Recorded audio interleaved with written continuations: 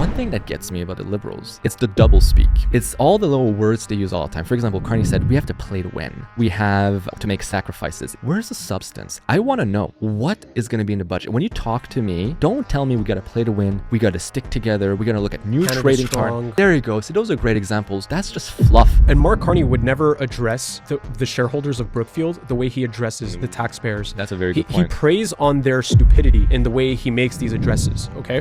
For example, on one side, he says, we're going to build the strongest economy in the G7. And on the other side, he says, we're going to take climate action to reduce emissions. You can't grow businesses without producing emissions. How are we going to do that with our technology? But another good one that they do all the time is when they say, we will make housing affordable without dropping the price of homes. Because the problem is because they're trying to appeal to both sides. The boomers obviously don't want housing to go down, but then you have the youth. They're just like, we're dying, we're crumbling. So we're going to make housing affordable while making sure to keep housing stable.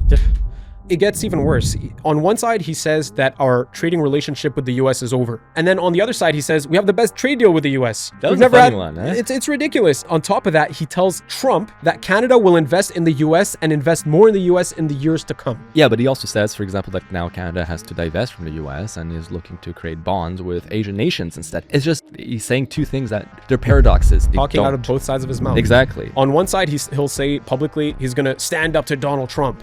But then he goes up to Trump and he tells him, oh, I wore red for you. It's so pathetic. I don't know how Canadians, and more specifically like clueless liberals and NDP voters, like don't want to put the effort into educating themselves to see these things, but it's really putting a drag on our country.